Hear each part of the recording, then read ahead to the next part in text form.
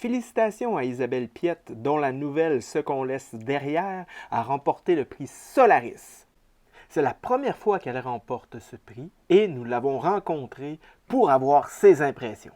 Quand on écrit, on aime partager avec les gens. Tu sais, oui, on réfléchit pour nous-mêmes, oui, on compte des histoires, on veut vivre des choses par nous-mêmes, mais de les partager, c'est encore plus fort, tu sais, puis que justement un prix comme ça vient juste confirmer que oui, les gens sont intéressés à ce que tu peux amener, puis à ce que tu peux partager.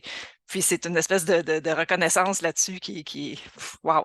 Je me suis souvent considérée comme l'ingénieur là, qui écrit un petit peu trop carré, qui est trop technique, tu sais, qui a pas une belle plume, tu sais, qui a pas de style. Puis en fait, un prix comme ça me dit que, ben non, je peux croire en ma voix à moi. Je suis pas obligée d'imiter les autres. Tu sais, on en lit souvent des gens là, tu sais, qui ont des belles plumes, là, tu sais, que tu lis les phrases, là, puis t'as un petit peu de bave, là, tu sais, quand tu les regardes, là, tu sais, mais ça a jamais été moi, mais ce que ça me dit, mais c'est que c'est pas nécessaire. C'est que je peux, même avec ma voix qui est somme toute ordinaire, mais je peux faire vibrer les gens pareil, tu sais, quand on sort quelque chose du cœur, puis qu'on croit en ce qu'on fait, puis qu'on se donne, je veux dire, de nous-mêmes. Fait que c'est un peu pour cette raison-là aussi que ça vient me chercher, là, que ça vient me toucher beaucoup, beaucoup, ce prix-là. Wow, ah ben c'est touchant ce que tu dis. De quoi parle cette nouvelle?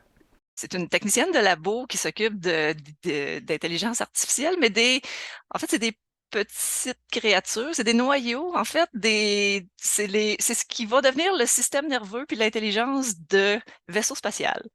Et puis, elle se rend compte que ce petit noyau-là, lui, justement, il est un peu plus intelligent que les autres. Et puis, elle décide puis, en fait, ces noyaux-là, ils sont, comment dire, contrôlés, commandés.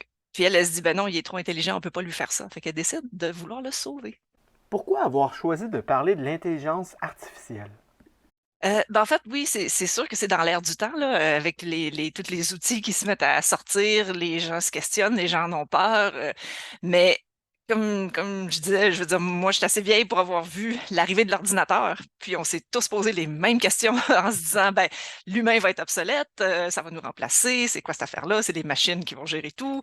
Et finalement, non, ça reste un outil puissant. Parce que oui, ça a révolutionné la façon dont les gens fonctionnent. Comme là, on est à distance. Écoute, c'est incroyable, là, ce qui se pouvait pas avant. Mhm. Mais c'est ça, oui, ça va sûrement révolutionner la façon de travailler, mais de là à remplacer les humains c'est ça, il y a beaucoup de peurs qui sont, d'après moi, pas nécessairement fondées. Puis je voulais amener un petit côté léger et positif un peu à l'IA de qu'est-ce que ça peut faire, puis d'avoir justement qu'est-ce que ça pourrait donner une intelligence qui est pas humaine, mais qui est comme qui a des droits aussi, dans le fond, puisque c'est ça, on parle beaucoup des droits des animaux, ce qui vient rejoindre un peu ça aussi. C'est une autre forme d'intelligence, comment on pourrait les traiter, comment. Fait que c'est ça, ce thème-là est embarqué un petit peu comme ça. J'ai une formation d'ingénieur à la base, fait que je travaille dans une boîte de logiciels. C'est ce qui me permet de vivre, de payer mes factures. Mais bon, j'ai toujours aimé. En fait, c'est un peu de là que me vient mon goût pour la science-fiction, parce que j'ai toujours adoré la littérature, mais je suis quelqu'un aussi qui aime la science, puis qui aime un peu fusionner les deux, dans le fond. Fait que Mhm. d'où mon intérêt pour la science-fiction en particulier. Fait que donc c'est ça, j'ai publié, c'est souvent dans Solaris, dans des collectifs. Puis c'est ça, j'aime m'inspirer un peu de justement qu'est-ce que l'évolution de la science vient faire dans le quotidien, puis comment les gens peuvent y réagir. Donc c'est un peu ce qui m'intéresse Mhm. dans mon écriture. La nouvelle récipiendaire sera publiée dans le numéro d'été de Solaris.